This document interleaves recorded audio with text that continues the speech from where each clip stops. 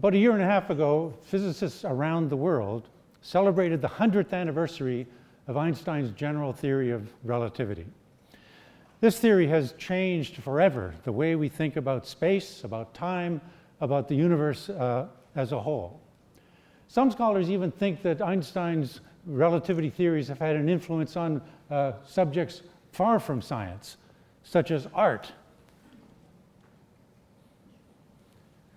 philosophy, religion. Here's a book on God with Einstein's equations on the cover. Even the course of human history. This is my favorite example of a scholar who thinks that relativity has had a big impact. This is the British historian Paul Johnson, who in the 1980s wrote a popular history of the 20th century called Modern Times. The first sentence of Johnson's book says, "The modern era began on May 29, 1919. What happened on May 29, 1919 that started the modern era? On that date, there was a total eclipse of the sun, and during that eclipse, British astronomers photographed the stars near the sun, and as a result, they verified Einstein's prediction of the bending of light due to a massive body like the sun." Johnson then goes on to write that the success of relativity in physics was accompanied by the rise of moral relativism in ethics, politics, and morality. And this moral relativism was responsible for all the great catastrophes of the 20th century. In other words, Johnson blames it all the bad stuff, on Einstein. Now, of course, that's a topic for an entirely different lecture, and not for someone like me. I'm not a historian, but it just illustrates how wide-ranging people think the influence of Einstein's relativity has been.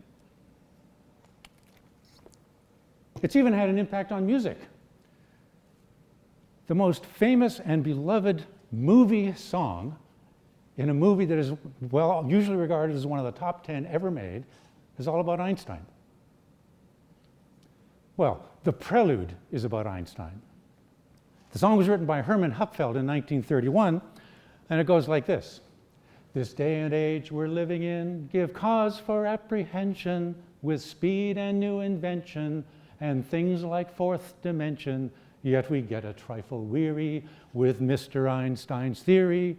So you must get down to earth at times, relax, relieve the tension, and no matter what the progress or what may yet be proved, the simple facts of life are such they cannot be removed." Okay, if you know the movies, you know this tune. Name that tune. What's the tune? People of a certain age like me should know this. Come on. You must remember this. A kiss is still a kiss.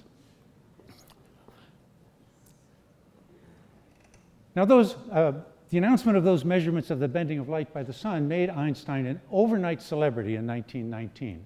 And for the rest of his life, he remained a celebrity, the iconic figure, the image of science and genius. And so the world is full of pictures that gives new meaning to the word mugshot, of Einstein doing cool stuff, playing the violin in the Berlin synagogue with Charlie Chaplin in Hollywood. Here he's demonstrating that learning relativity is as easy as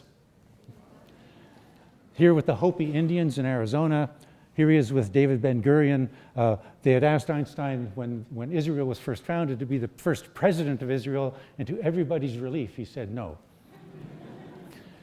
And for the rest of his life, he remained this image, this icon of science. Time magazine named him the person of the century in 2000.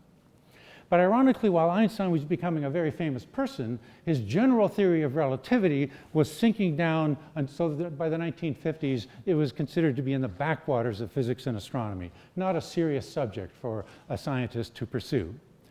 This happened in large part because the theory was very difficult to understand, it was very, very complicated, and there was a feeling, it was very difficult to test, it predicted only very tiny phenomena, so it's hard to see if it was right or not. And there was also a feeling in those days that the theory really didn't have much of an impact on any areas of physics. It really didn't do much that was interesting or important. And so by the late 1950s, it really was not a major branch of physics at all. But during the 1960s, all that changed. Astronomers during that decade began to make a series of discoveries of bizarre objects where it soon became clear that general relativity would have an important, even crucial role to play. The first discovery was quasars in 1961. Quasars are objects that we see almost to the edge of the visible universe, yet they are extremely bright, very point-like, very small in size, but they emit enormous amounts of energy and radio waves, optical and other parts of the electromagnetic spectrum. In 1961, no one could understand what could be the source of such enormous power of these objects, given that they were so far away. Yet people started to imagine that maybe the source of this power were something called black holes, which was a new thing that people knew were predicted by Einstein's theory. Today we understand what quasars are. This enormous source of power is a supermassive black hole, maybe 1 million to 1 billion times the mass of the sun, in the center of a very active galaxy. So today we understand, in 1961, it was a mystery, but people suspected that maybe Einstein's theory held the key. In 1964 came the discovery of the cosmic background radiation. This is radiation from an early phase of the expansion of the universe, was emitted everywhere in space around 380,000 years after the Big Bang, and now has been propagating to us from all directions, and that was detected in 1964. But if you want to talk about the universe and its evolution, you have to use Einstein's theory. You can't do it with ordinary Newtonian gravity. So it's clear that Einstein's theory would have a role to play in models of the universe. 1967 came the discovery of pulsars. These pulsars, we now understand, are neutron stars. A neutron star is a star that's about maybe 1.5 to 2 times the mass of the sun, but about as big in diameter as Memphis. Right? So imagine the sun compressed all the way down to something about as big as Memphis. And these stars are typically spinning anywhere from 1,000 to up to maybe 1 time every 10 seconds, so they're spinning rapidly. And they have a magnetic field that is not aligned with the rotation axis, just like the Earth, whose magnetic field is somewhere in northern Canada, not along the North Pole. And as the thing rotates, this very strong magnetic field causes radio waves to be irradiated in the direction of that field. And each time the thing passes us, we see a beep of radio waves. But these neutron stars are so compact, the gravitational fields are so strong that you absolutely have to use Einstein's theory to understand the structure of these objects. And the final discovery that really told us that general relativity would play an important role in astrophysics was the discovery of the first black hole candidate. This was discovered by an X-ray telescope called Uhuru that was launched primarily to look for X-rays coming from any violations that the Soviet Union might make of the nuclear test ban treaties. But instead of seeing X-rays from those nuclear explosions, it turned out there were none, they detected X-rays from outer space. And this candidate, this is an object that's in orbit around a star. The strong gravitational field of the object is drawing some of the atmosphere from the star. The atmosphere is going around this object in what's called an accretion disk, a hot disk of gas. The gas gets heated up and it radiates the X-rays that were detected by the satellite. And then finally, the gas plunges into the black hole. So this was the first candidate, and now we see many candidates. I'll have more to say about black holes later. So during this decade, then, there began this great renaissance for general relativity. And today now general relativity is fully integrated within the whole world of physics and astronomy. In fact, it's central to many aspects of what's going on at the forefronts of these fields.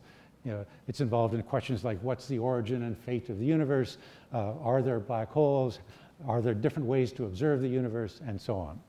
So it really began this revival of a subject that had been dormant for so many years. Well, in this talk, I want to try to give you a sense of what some of the key ideas of general relativity are and how we think we believe them, how we think we understand that they are correct.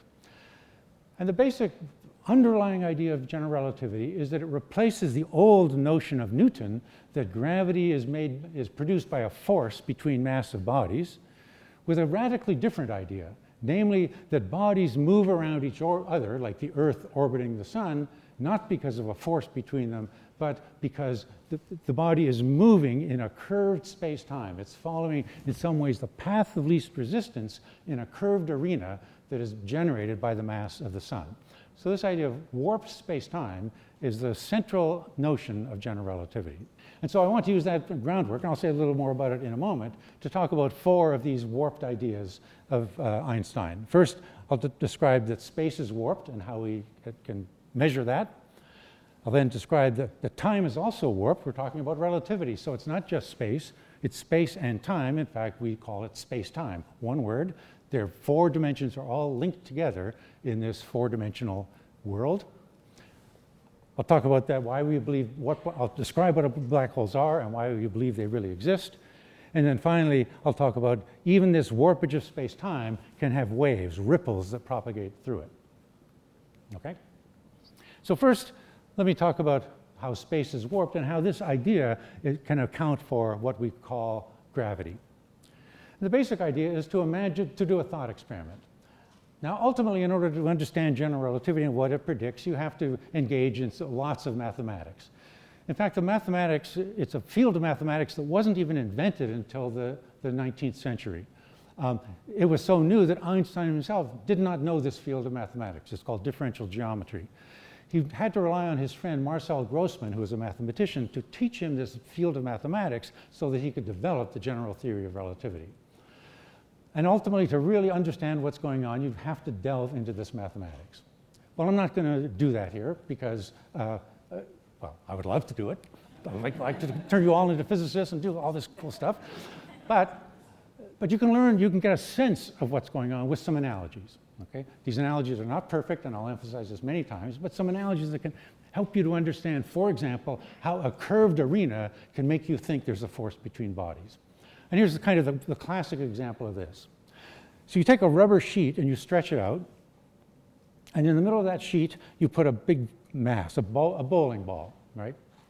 Now, of course, what happens? The bowling ball makes the rubber sheet sag a little bit, and then you take another ball and you roll it around, and you see the ball kind of orbits the bowling ball. And you say, well, no big deal, it's a rubber sheet. And of course, it's just going to go along. But now, think about it, examining this experiment from absolutely directly overhead. Okay? From overhead, you can't see that this rubber sheet has sagged, right? You're looking straight down. You don't see that other dimension. You just see this square rubber sheet. Everything looks completely flat with this big circle ball in the middle, and you see this ball orbiting around it. If you were looking from right above, you'd think, oh, there must be a force between these two things that keeps this ball going around the big bowling ball, right? But there is no force. This ball is just following the banked contour of this rubber sheet, kind of a path of least resistance to go around the bowling ball. Okay? Now again, this is an analogy. It's not perfect. Space is not 2-dimensional. All this really occurs in a 4-dimensional space-time, so it's really tough to draw pictures in 4 dimensions. So we have to rely on this analogy to give you an idea, but don't take it too literally. Okay? Space-time is not a rubber sheet, but I hope you might get the sense that how you could think that the orbit of the Earth around the sun is due to its motion in a curved arena, not due to a force between the two. Okay? Well, let's look at another feature of this thing. Normally you think of light, when it propagates through vacuum, as moving on an absolutely straight line, right? Surveyors now use lasers to survey because they know that light ray is moving in a perfectly straight line. Well, let's do the experiment here with some light rays. So let's first shine a light ray across this sheet, but far from the object, out here near the edge where the sheet we know is relatively flat. Okay? And you see the light ray moves on a straight line. Okay. But now let's try another light ray that moves across the sheet closer to the bowling ball. Now, of course, the light ray has to go down and dip into the sheet, and its path is going to be bent. Just the same way you can drive a car on the highway and hold the steering wheel completely fixed, but if that highway is banked, you can change your direction. All you're doing is following the banked road, but you have not changed your steering wheel. So all this light ray is doing is following this little banked surface, and it gets bent. So according to this idea, light should be bent as it passes by a massive body, such as the sun. And in fact, that's a prediction of Einstein's theory. There should be a deflection, and for the biggest bending you can get is for a ray that goes as close as it could get to the sun, and the amount of bending is 1.75 arc seconds. An arc second is 1/3600th of a degree, It's the angle subtended by my finger at a distance of 4 kilometers. Okay? So it's a very, very small angle, but it's a measurable angle, and astronomers can do it. And this brings us to the famous eclipse of May 29, 1919. During that eclipse, 2 teams of astronomers went from Britain. Two teams were headed by Arthur Stanley Eddington, one of the noted astronomers of his day. One team headed for Sobral, a city in northern Brazil. The other one headed for Principe, an island just off the coast of present-day Equatorial Guinea. And during the eclipse, when the moon blots out the light from the sun, and by the way, there are free eclipse glasses outside. Juan told me to remind you, pick up your free eclipse glasses because you don't want to hurt your eyes when the eclipse comes by Memphis next August. But during this eclipse then, the moon blots the light from the sun and you can see stars near the sun. And I assure you this is an actual reproduction of a photographic plate from Eddington's expedition, and I assure you there are stars visible between those tick marks. You probably couldn't tell the difference between that and dirt on the slide, but they really are there. And God didn't put the tick marks in there. The astronomers did that to guide your eye. So you take the photograph of the stars then when the sun is in the sky. Then you take a photograph of the same stars maybe 6 months later when the sun is in another part of the sky because of the Earth's orbit. Take the same photograph of the same stars. The stars whose light has passed by the sun will appear to be deflected outward, right? Because here's the sun, the star's light is there, the star's light gets bent, you think the star's over here, right? Because the light has been bent. But when the sun's not there, the star won't be deflected, the light will come straight to you. So you compare the 2 photographs and measure the tiny deflections from one photograph to the next of the stars. Stars further away don't get bent so much, stars close to the sun get bent more, and you figure all that out and calculate the bending of light. So Eddington and his team did this in May 29. During the summer, they analyzed the data, and in November 1919, they announced the result. They had measured the bending of starlight, and it agreed with Einstein's theory. And this caused an overnight international sensation. Newspapers the next day proclaimed, lights all askew in the heavens. This is from the New York Times. Men of science, notice only men of science, no women of science. Of course, this was 1919. Men of science, more or less agog, not totally agog, just more or less agog, over the results. Stars not where they seemed, but don't worry. Book for 12 wise men, Einstein's theory triumphs. I mean, this is one headline in the New York Times 2 days later. I mean, the world was just astounded by these results, and this is what helped make Einstein famous. On the other hand, these experiments were very difficult, and they were plagued by systematic errors, and the accuracy was only modest, 10 to 20%. And so one needed to do a better job of trying to test this prediction of Einstein's theory. And what made that higher precision possible was the advent of radio astronomy. Using arrays of radio telescopes spread across large swaths of land like this, and even spread across intercontinental and transcontinental distances, all linked together, you can measure angles and changes in angles down to about 10 micro arc seconds. So that's 10 millionths of an arc second. I remember how small I told you an arc second was. So at the level of tens of millionths of an arc second, these can measure some of these small angular changes. And using those quasars that I told you about, which are very bright, very point-light sources of radio waves, they could really make these measurements with high precision. And so today, we know that the bending of light by the sun, by bodies, agrees with Einstein's predictions to about 2 hundredths of a percent, or to a few parts in 10,000.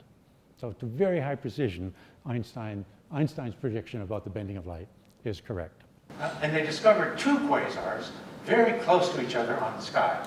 Now these quasars are at very large distances, tens of billion light years away from us. So the chance of having 2 appear to be so close on the sky was like extraordinarily rare. How would you ever find 2 so close to each other when these things are very far away and spread over the sky? But very soon they realized by examining these 2 things more closely that these were not 2 quasars, there was just 1 quasar. And somewhere between us and that quasar, there's a cluster of galaxies, And the light from that quasar is coming to us by two different paths. Here, being bent by a certain amount by this galaxy between us, and some rays are going this way, and so what we see are two images of the same quasar. You know, this is the same phenomenon that you see, you know, the kind of mottled glass that you see in the windows of bars or pubs. I, of course, have no personal experience of this. But when you look out at the street from inside the pub through this mottled glass, you see multiple images of the people and the cars on the street. It's just because the light has gone through the glass in multiple directions, and so you see multiple images. This is not glass, of course, doing it. It's the curved space-time produced by the galaxy that's between us and that quasar that's producing the images. This phenomenon then was soon called the gravitational lens, and here are just some pretty pictures of many examples. Here's a distant quasar. It's been split into 5 separate images. Sometimes if the alignments are just right between the more distant object and the lensing galaxy, you can get an almost perfect ring. Sometimes things are just distorted into arcs. And here's a little animation that shows light coming from a blobby-looking galaxy, passing maybe another galaxy. And as the different parts of the ray are bent in different ways, this blobby-looking thing ends up looking like a bit of an arc. Again, it's just a distortion that you can see in various kinds of glass lenses, but this is a gravity lens. Here's a nice example of, this is a big cluster of galaxies in the foreground, and these are background galaxies that have been distorted into these kind of long objects by the lensing action of this foreground galaxy. So gravitational lenses has turned into a workhorse for the astronomers. They use gravitational lenses to map out the distribution of mass because this phenomenon depends on how the mass is distributed in this lensing galaxy. They're looking for the distribution of dark matter in the universe, which you can't see otherwise, but you can tell by how it bends light and makes lenses. Even a few exoplanets, planets around other stars, have been discovered using this gravitational lens technique.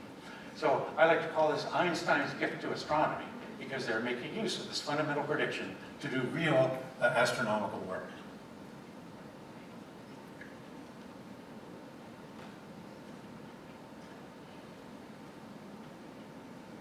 Okay.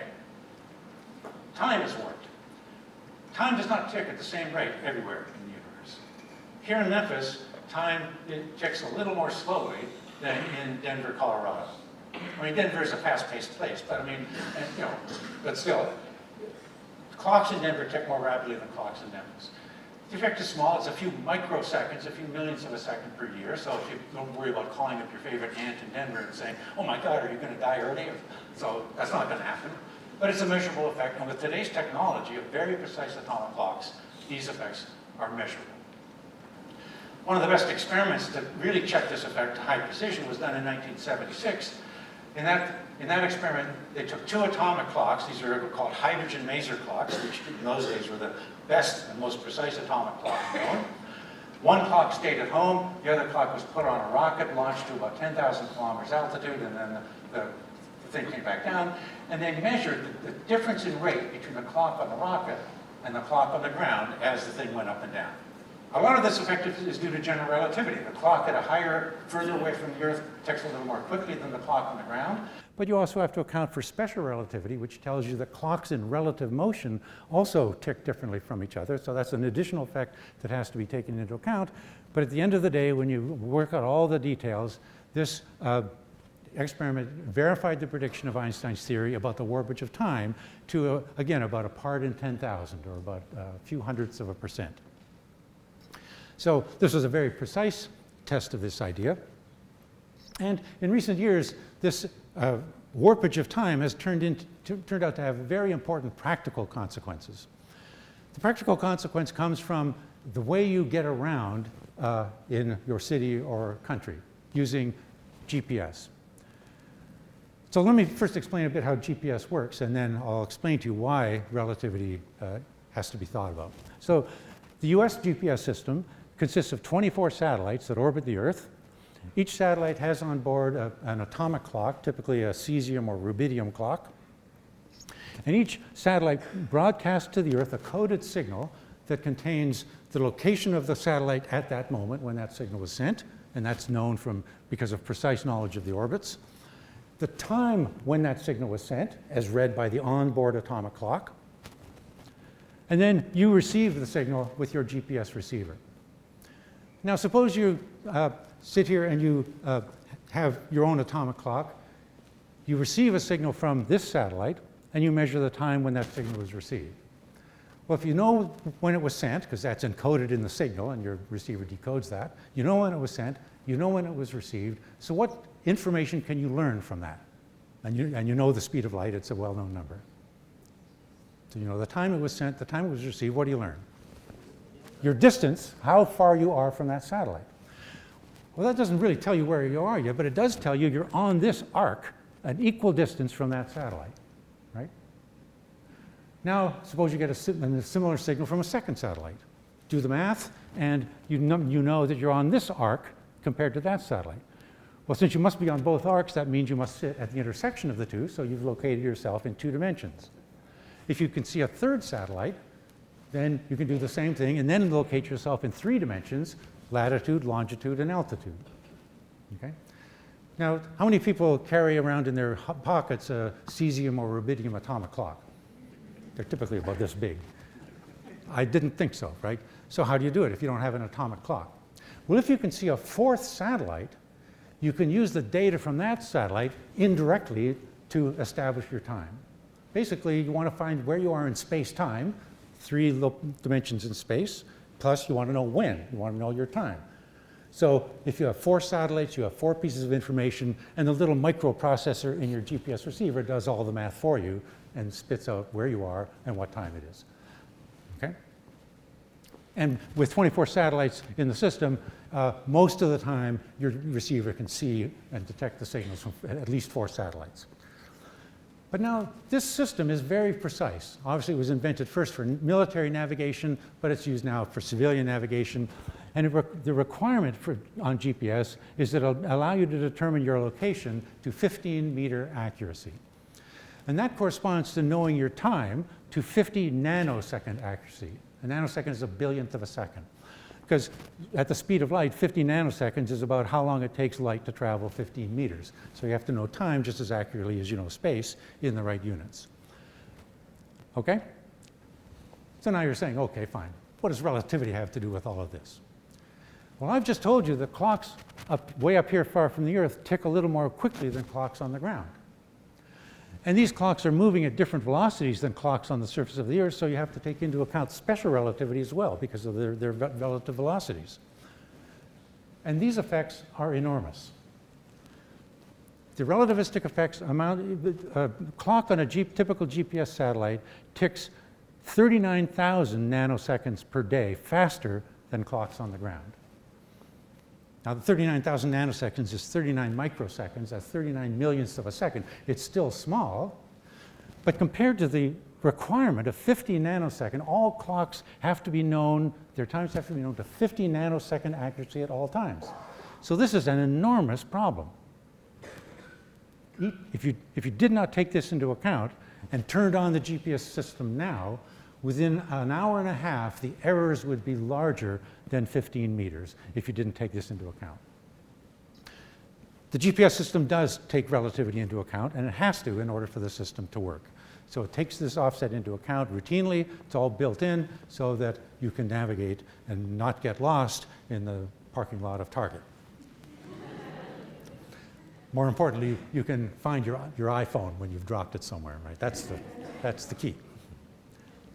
Okay, so this really is a wonderful, and I'm a professional relativist, so as you can imagine, I love to talk about this practical application of general relativity. It's probably the only practical application, but we'll take what we can get. But there's a little more to this story, actually.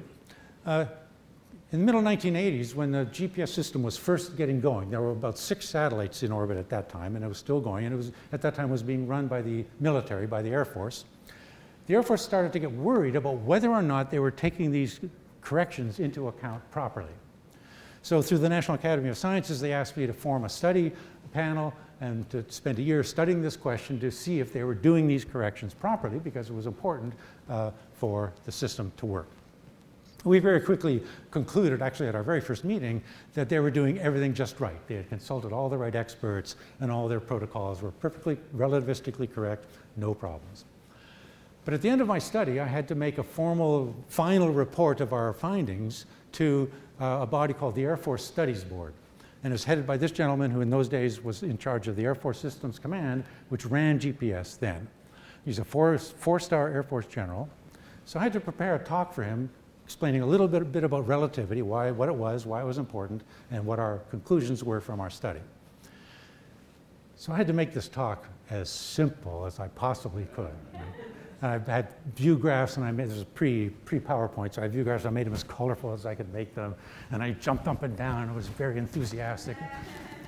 And I swear to God, after 10 seconds, his eyes slammed shut, and he fell asleep. But luckily, his aide back here, she was taking furious notes during my talk, so I presume she briefed him later after he woke up. But still, for a general relativist to be teaching an Air Force general about relativity because it's important for national security, I didn't care if he was asleep. I was on seventh heaven.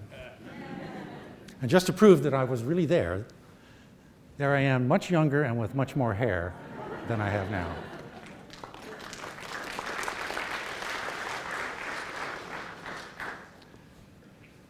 Black holes. To try to understand what a black hole is, it's useful to do another analogy, actually two analogies. One is to go back to our rubber sheet. This, of course, is what this curved space would look like for a planet or a star. It's kind of modestly curved, but it doesn't do anything terribly extraordinary. But the analog of this rubber sheet in the black hole case is a sheet where the dimple down never stops. It just keeps going on and on and on. Here I've just shown a quarter of it. I've cut away 3/4 just to show a quarter, and the rubber sheet just keeps going on and on and on. It doesn't stop. Now again, this is an analogy. It's not a real rubber sheet, blah, blah, blah. It's kind of an extreme example of this dimple. Furthermore, there's a region in this curved space, a boundary called the event horizon, such that if you find yourself inside this event horizon, inside the interior of the black hole, you can never escape, nor can a light ray. You can try to shine a light beam back with a coded signal saying, "Save me, save me," and that light will not escape, nor will you. Everything, once in, stays in. Okay? And this event horizon then is the boundary between what can escape and what can never escape. But people always ask me, according to Einstein's special relativity, the speed of light is the same for all observers. The speed of light never changes in vacuum. How can it be that light stops, gets somehow trapped? Does it stop? How can it stop if the speed of light is always the same? So what's going on? So here I'd like to give another analogy that's a bit closer to home for me. Growing up in Hamilton, Ontario, of course, I knew all about Niagara Falls. And so I want to kind of describe with another analogy how you can have something that always moves at the same speed, but yet can be trapped and never escape. So imagine a boat floating on the Niagara Falls heading for the falls. And on this boat are two people. One is a swimmer who's such a perfect swimmer that in water she swims at exactly the same speed, never faster, never slower. Right? When she's in water, she swims always at a fixed speed, never changing. Okay? So they're on this boat. The swimmer jumps overboard and starts swimming upstream, and she swims upstream, ultimately reaches Lake Erie, comes ashore, and everything's fine. Meanwhile, this idiot stays on the boat, and we know what happens to him. Okay. Now let's repeat this experiment. Let's do this experiment here. So now the boat's here. The swimmer jumps aboard, and she starts swimming furiously upwards at her same speed relative to water. She always swims at the same speed. The trouble is that speed is less than the speed of the water that's coming over the falls. So not only does the boat go down and get crushed on the rocks, and the guy on the boat go down, so does she. Nevertheless, the guy on the boat sees her going away from him at the constant speed. Right? Just as when they were above the falls, she was swimming away from him. He was stationary in the moving water. She was going at the uniform speed. Here, he's fixed with respect to the water. She's going away at the uniform speed, yet they're both going down and being crushed at the rocks. Okay? So again, this is an analogy.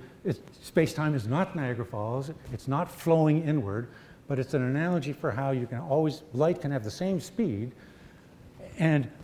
but never escape the black hole. And the person with the flashlight sees that light ray going away from him at the speed of light, yet they're both still staying inside the black hole, and in fact, always forced to go to that center where horrible things happen. Okay? But again, it's an analogy. It's not the most perfect. But through the mathematics of general relativity, we really have a complete understanding of the nature of black holes, their properties, what their external properties are. The internal properties aren't so important because you can never learn about them or broadcast what you learn to the outside world, but their external properties and their behavior by now are very well understood. But do they really exist? They're certainly a prediction of Einstein's theory, but do they exist in nature? That's really the key question. And we believe that they do, and they're formed in a variety of ways. One of the most, for black holes of say 10, 20, 30 times the mass of the sun, one possible way is through the gravitational collapse of a star during a supernova. Astronomers see many, many supernovae. Here's an example of one in the galaxy Centaurus A. You'll see a bright light suddenly appear right about here and then start to dim. This plots the intensity of the light, and this plots the various colors of the optical part of the spectrum that are being emitted. Okay, see that flash? It'll repeat right here.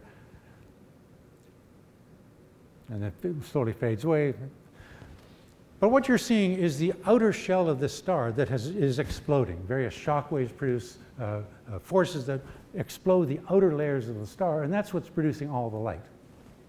But the inner core of the star actually continues to implode. And the end result of that implosion can be a neutron star to produce one of those pulsars that I described earlier, or it could implode all the way to produce a black hole. And this is one way we believe that black holes, say in our galaxy and other galaxies, are formed. We also believe that there's a supermassive black hole in the center of our own galaxy. And this there's long been suspicion, but the real smoking gun was that infrared astronomers, Andrea Ghez and her group at UCLA, and Reinhard Genzel and his group in Germany, were able to detect stars orbiting the very, very center of our galaxy, measure their orbits, the size of the orbits, the orbital periods. They take about 10 to 15 years to go around. Let me just run that again.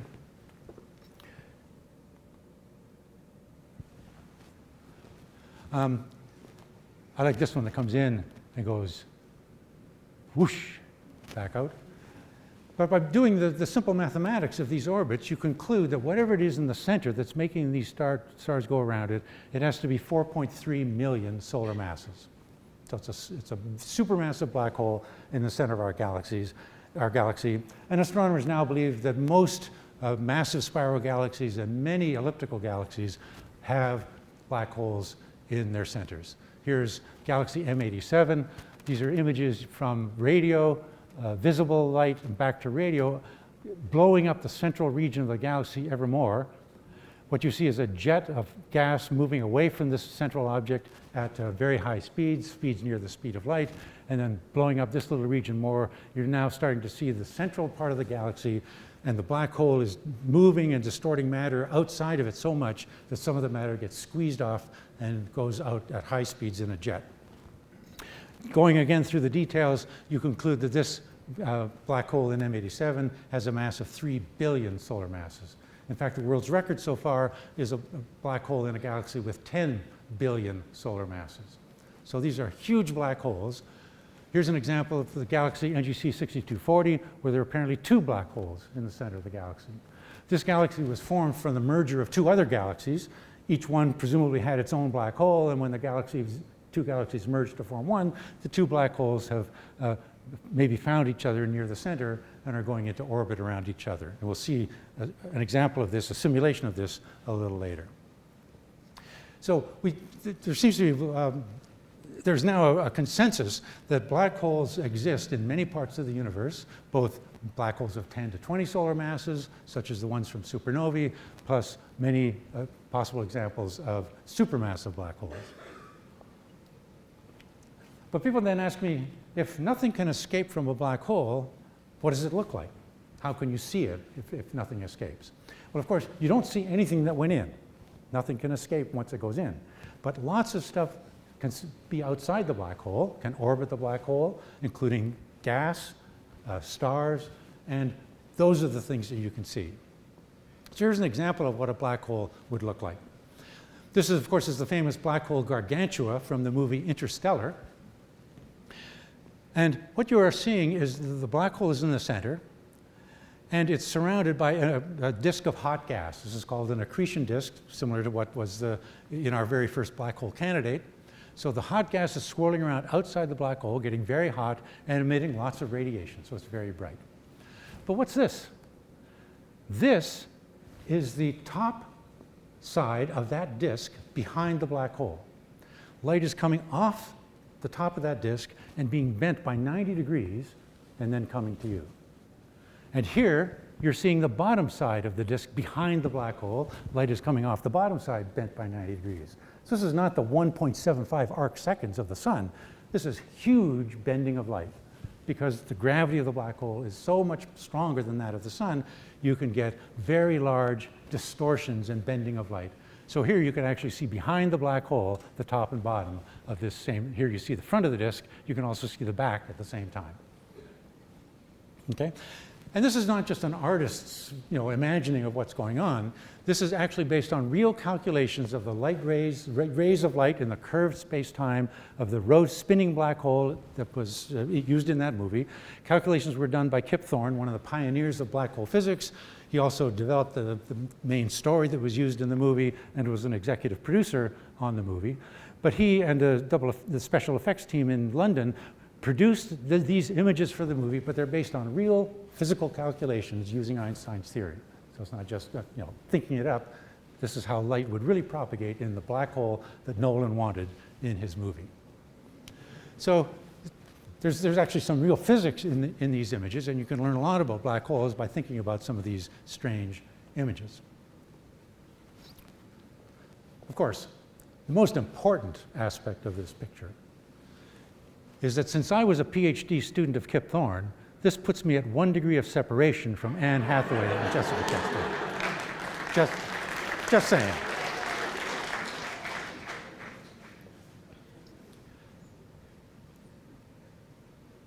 Waves, gravitational waves. So if you go back to that rubber sheet analogy with the bowling ball in the center, if I were to then take that bowling ball and go like this with it, you could imagine the rubber sheet would develop some ripples and waves that would propagate along the rubber sheet, right?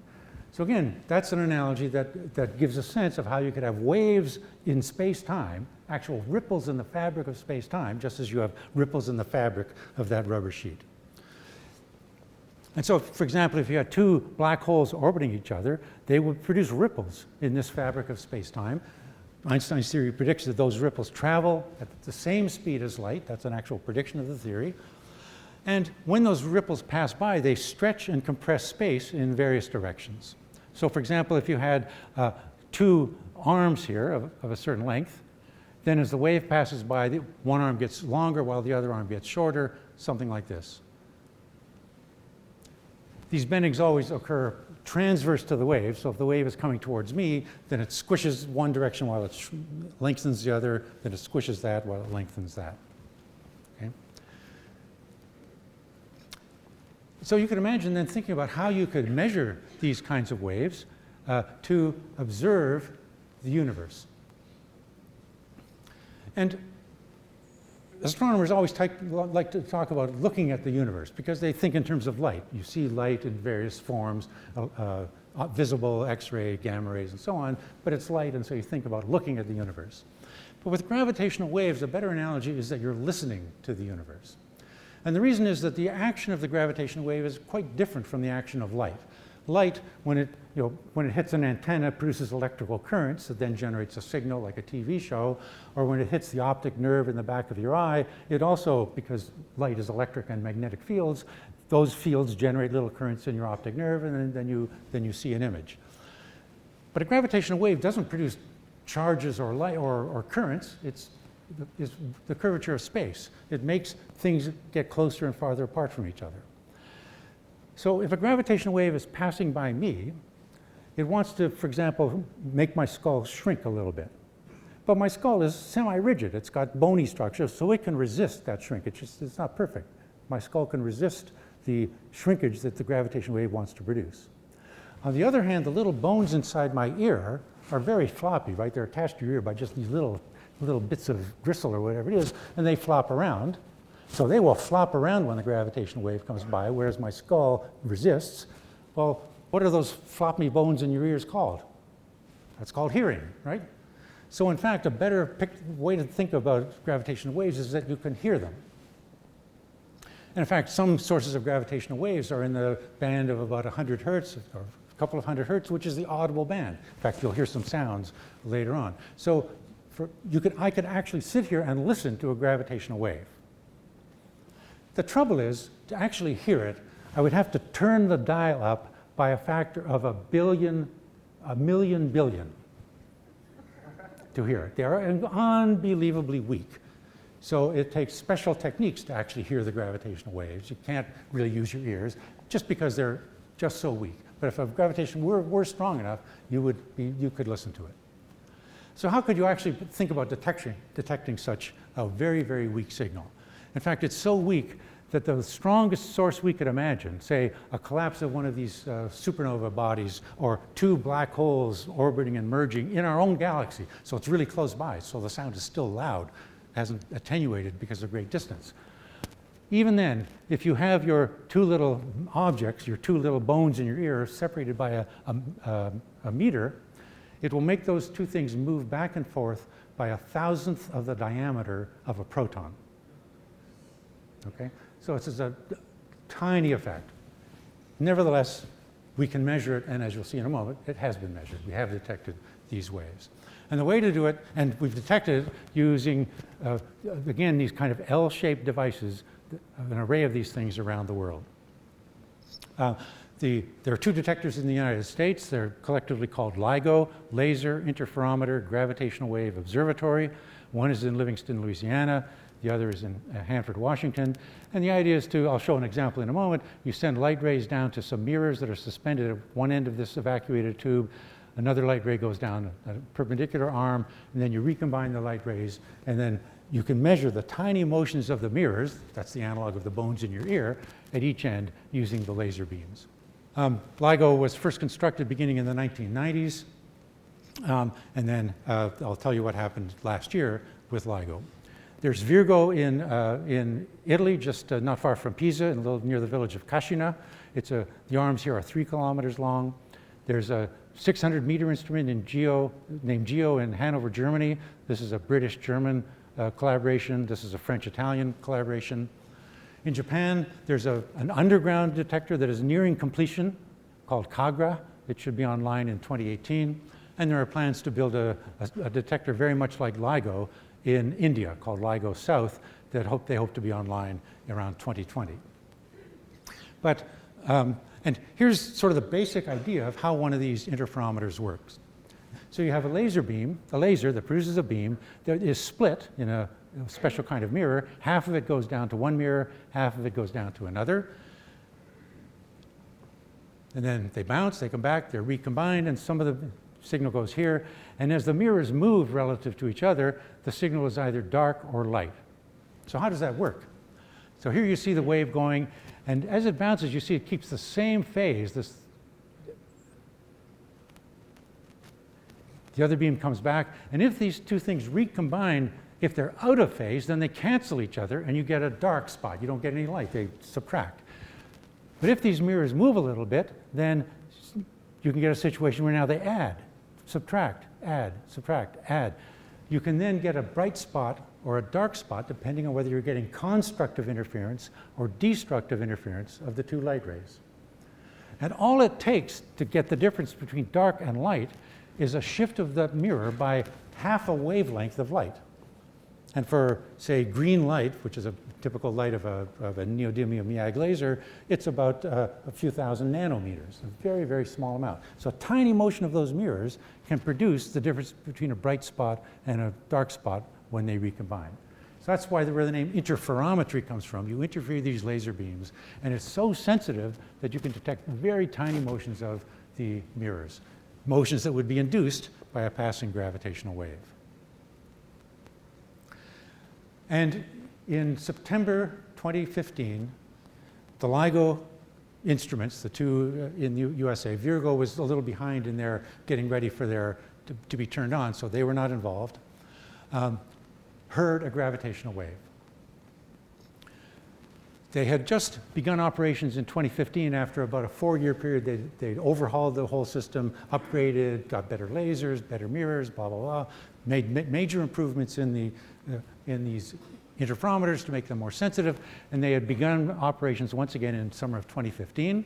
And on the 14th of September, just near the end of an engineering run, they were about to turn it on for the science phase, but the interferometers were running well. Nobody was fiddling, nobody was turning dials. They were just doing their thing. They detected a signal. The signal was first detected in the Livingston detector in Louisiana. 7 milliseconds later, it was detected in the Hanover detector in Washington. So right away, that tells you that the source, wherever it is in the southern part of the sky, because the signal came along, excited the Louisiana one, and then excited the one in Washington. So that gives you an idea of where in the sky the source was. And the signal looked and sounded a bit like this. And what you'll see is a trace of the signal, what the actual signal looked like in each detector. And then there's another thing where it kind of shows the frequency and the brightness. It's an illustration of what the signal looks like also. And you'll also hear it. The data is all digitized, so you can take this digital data and just convert it into a sound file, right? So you'll be able to hear it. Now, the first time you hear it, it'll be the real frequency, which is about 100 hertz. That's very low for a normal ear to hear. So you might be able to hear a bit of a very low thump. It's very hard. But then they just digitally increase the frequency to make it more audible, so you'll be able to hear it a second time around. It'll play a few times, so you can both see and hear what's going on.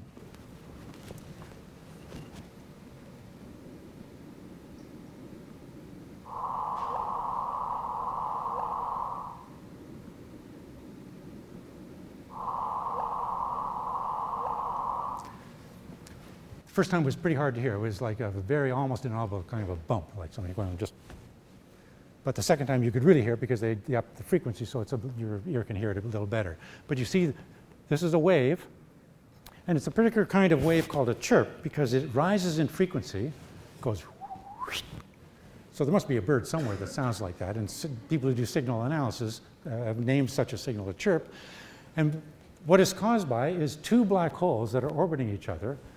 And because they're losing energy to the very waves that they're emitting, they orbit closer and closer together, and they go faster and faster and faster, and that's why the frequency rises, right? They're going faster, so the frequency of the signal goes up, and the intensity goes up because they're going faster, so the signal gets stronger. So that's why it gets stronger and stronger and higher frequency, and then it dies off as the final black hole oscillates a few times and then settles down to a stationary black hole. And by analyzing the signal in the two detectors in great detail, and you see how similar they are really a match for each other. It really tells you this thing is not some truck driving by the installation and making the mirrors move just by making the ground bounce. This really is a common signal from somewhere outside the Earth.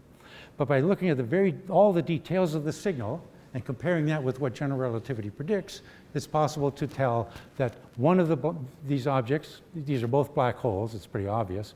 One of these had a mass of 36 solar masses, the other one had a mass of 29 solar masses. And the final black hole, by looking at this very last bit of signal, had a mass of 62 solar masses. And the distance, by knowing how weak the signal was here and knowing what general relativity predicts, you can tell that the distance was about 1.3 billion light years. So this event occurred about 1.3 billion years ago in a galaxy far, far away, way far away. Now I see people have their calculators out doing the math. You're thinking, wait a minute, 36 plus 29 is not 62, 65. What happened to the 3 solar masses? Well, in 2/10 of a second, you may not be able to read the scale. This is 0.8, 0.9, and 1. And so in 2/10 of a second, this system converted 3 times the mass of the sun into pure energy. And that energy flowed out in the form of the gravitational waves. So if you think about what kind of power that is, 3 times the mass of the sun, you multiply by c squared, E equals mc squared. and over 2/10 of a second. It turns out that is more power for that short time than all the power emitted by all the stars in the observable universe. Now, unfortunately, it was emitted in gravitational waves, which are very hard to detect because they're actually weak. They carry a lot of energy, but they produce very weak effects in things like ears and interferometers. But still, it's an absolutely astounding conversion of mass into energy using E equals mc squared. This thing for 2/10 was brighter than the entire universe in gravitational waves. Turns out you can also measure the speed of these waves by just looking again at the nitty-gritty details of the signal, and it turns out that the speed of the waves agrees with the speed of light, and the general relativity actually predicts that for waves. Here's another example of what a black hole would look like, but this is the case of the two black holes merging. This is not a real thing. It's a simulation done by a group at a collaboration of Caltech and Cornell and some other places. If you were very, very close to the system and you see the two black holes going around each other in a field of background and foreground stars, what you're going to see is all the wild gravitational lensing of that light as the light gets bent around these two moving black holes. And at the very end, you'll see it looks like the stars just go like this a little bit, like jelly. And I think that's the gravitational wave, final burst of gravitational wave propagating out. But you see, this is just the wild bending of light by these black holes. The stars seem to move around because their light is being bent in wild ways. And the final merger is right here. It looks as if the whole universe went like that, but that's the distortion produced by the outgoing gravitational waves. Well, there are other kinds of sources that we believe will be important for gravitational wave detection. One leading possible source is just pursuing this bird analogy. The word I use there does not refer to anything else. Two tweeting neutron stars. So using the chirp analogy, you could have two neutron stars, and here's a simulation showing one neutron star. They actually put pulsar signals in there, orbiting another neutron star. And this sort of shows the warpage of space that's being produced. You can see the waves. And in a moment, you'll hear the chirp sound that's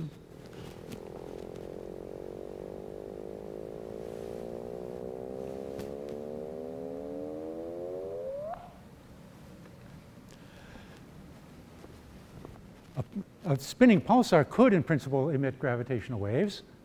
And it would, because it spins at a very, very regular rate with a constant rotation rate, it emits a pure tone.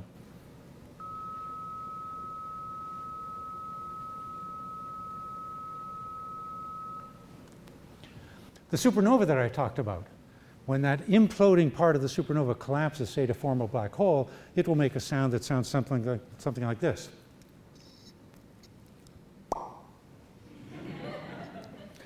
Doesn't sound very impressive, but that signal lasted about a few tenths of a second. And when you can measure that signal with millisecond precision, there's a lot of information contained in that what seems like a simple thing. That sound I just made, it sounds different from this. There's a difference, and you can tell that difference by analyzing the signal carefully. So there's information, even in a little thud, that might come from a supernova. We can learn a lot about how that implosion went and a lot of the details. The universe itself might produce a hiss, produced by all the sources that ever existed, and maybe even some gravitational waves from the Big Bang itself. But there also may be signals at very, very low frequencies. These are all at frequencies around 100 hertz that these LIGO-type detectors will detect. But there could be ones at very low frequencies involving the supermassive black holes that I talked about. So here's an example, another simulation of a 100 solar mass black hole orbiting a 1,000,000 solar mass black hole in a very elongated orbit. But the orbit, you'll see, undergoes some wild gyrations. You'll hear the sound, and you'll see the gravitational wave signal plotted along the bottom. The orbiting star gets closer and closer to the black hole, but it doesn't look like it, but you see that the scale is expanding, so you can still see the orbit. The scale gets bigger and bigger, but the stars.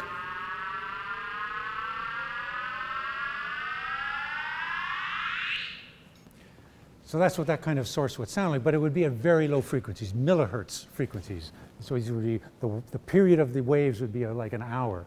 So you could not listen to them the way we listen, just too low frequency, but they're detectable. And the final example is when I showed you this picture of two colliding galaxies and with a black hole in each one. Here's a simulation of two galaxies colliding, each one with a black hole. Some millions of years later, the black hole find themselves in the center of this new galaxy. They're orbiting each other. In this little picture, each galaxy has its own disk of hot gas around it. They're orbiting each other. They're radiating gravitational waves, losing energy, getting closer and closer together. And in the final picture, you'll see the waves in the two-dimensional sheet propagating outwards. This is a combination of a number of simulations that kind of illustrate gravitational waves from two supermassive black holes that find themselves in the center of a galaxy that merged at some earlier time. And these last two examples at very low frequencies, detecting those is the goal of a project that's being planned by the European Space Agency with NASA participation as a junior partner, in which you will put 3 satellites in orbit around the sun. The satellites fly in a kind of triangular formation as they orbit the sun. You have laser beams going back and forth in each direction between the 3. And again, you're trying to measure the tiny variations in the distance between each satellite produced by gravitational waves. These satellites are about 1 million kilometers apart. And with laser beams connecting them as a way to detect waves at this very, very low frequency, as a way to try to see and understand supermassive black holes.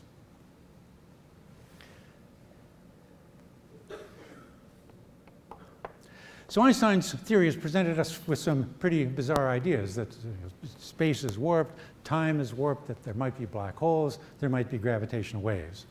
For a long time, the theory was not taken very seriously because it was thought to have not very important consequences, but today it's been tested to very high precision and has now become the standard model for the gravitational interaction and is playing a major role in many different branches of physics and astronomy.